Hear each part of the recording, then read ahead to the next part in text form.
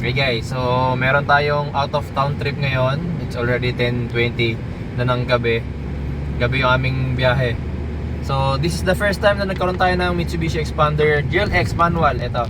So sabi nila, ang mga manual daw na sasakyan mas matipid sa fuel consumption. So yun yung aalamin natin today. Magpapa-full tank muna tayo rito. Ito. Ayan, so meron tayong...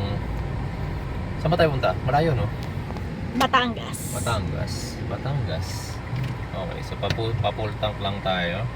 Alam niyo naman siguro specs ng Xpander, no? This is a 1.5 liter natural aspirated 4-cylinder gasoline engine, front wheel drive, 5-speed manual transmission. So kung titingnan nyo, puno kami. Actually 5 lang kami, kaso marami kaming bagahe pa. Ito may ating bagahe systems. Ayan.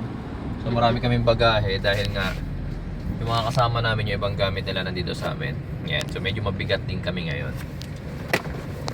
Full tank, regular lang.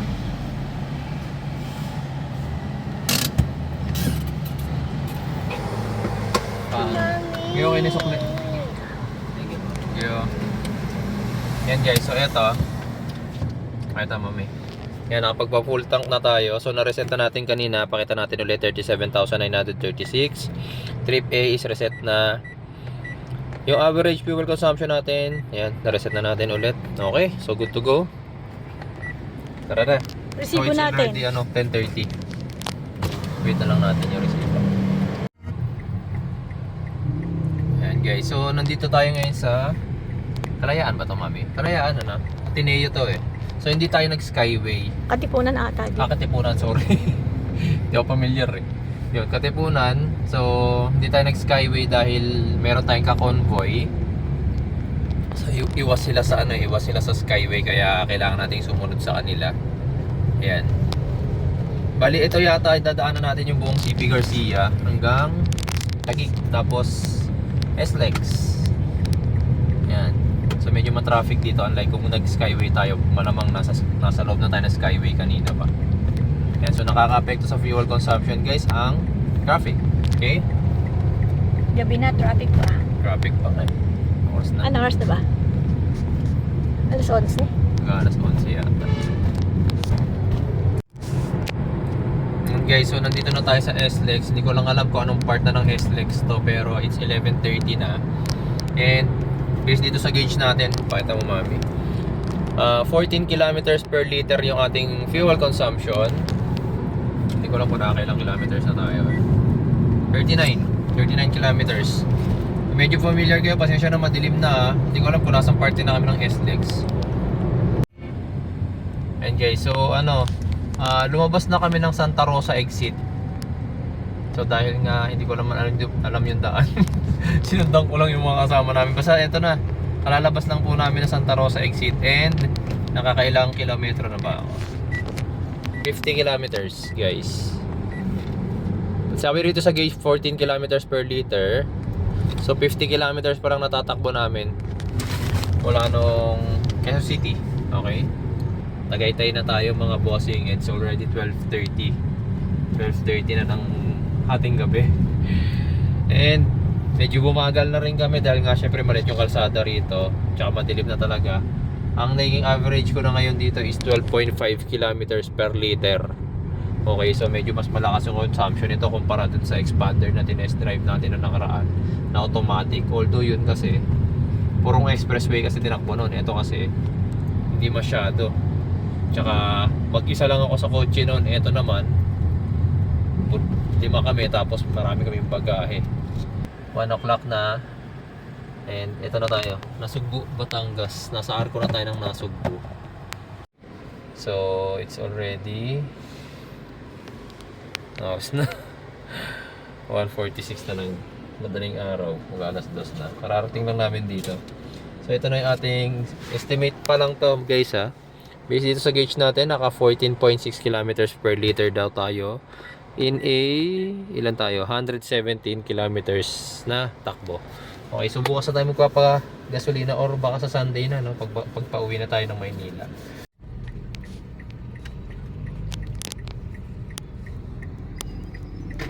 Tagumpay Beach Resort.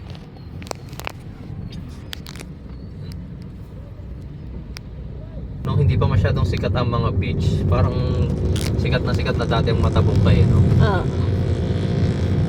Kilala sila Oo. dito sa Batangas.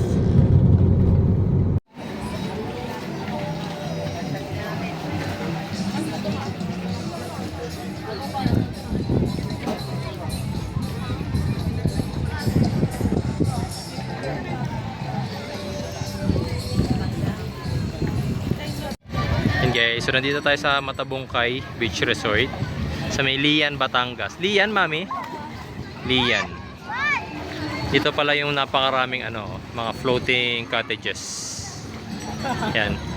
Hindi ko natanong kung magkano yung floating cottages pero parang dinig ko yata kanya, parang 2.5. I don't know kung 2.5 nga, sorry. Pero pwede na dyan, as in dyan ka nakakain, tapos pag maliligo ka, pwede ka na dun sa sausaw mo na yung paa mo. Tapos may mga nagluluto nga. Doon na rin sila nagluluto, guys. Kasi pwede na yung complete activity nyo dyan sa cottage na yan. Malawak mahaba rin tong resort na to. Hanggang dun. Actually doon kami nandun yung cottage namin. Dito kasi maraming floating cottages, kaya pumunta kami rito, naglakad-lakad kami rito. Marami ng tao ngayon. Na rin kasi malapit ng mag 6 o'clock, palubog na yung araw. Mas marami yata nag-overnight dito. Grabe, ang dami oh.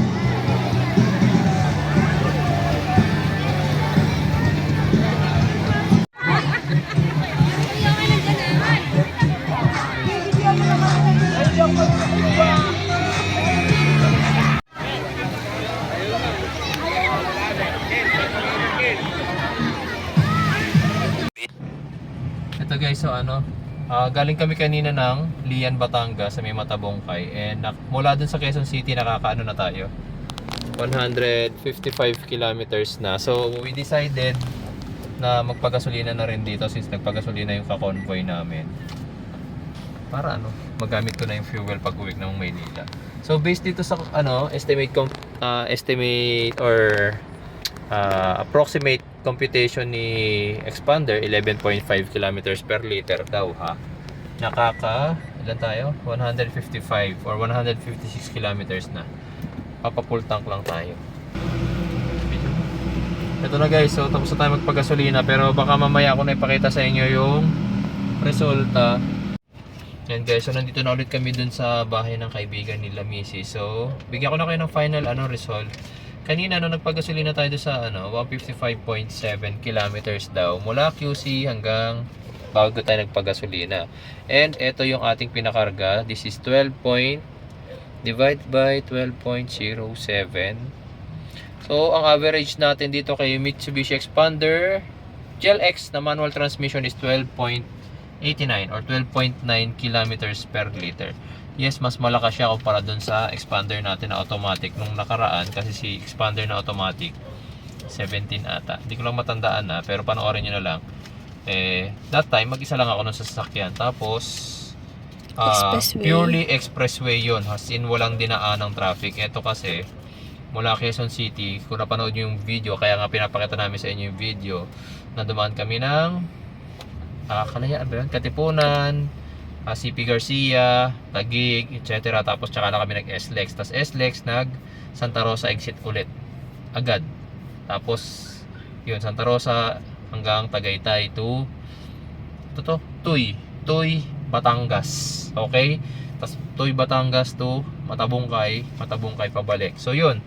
So hindi masyadong maraming expressway or mabilis yung takbuhan dito. Tapos medyo mabigat kami dahil sa dami ng pasahero and bagahe.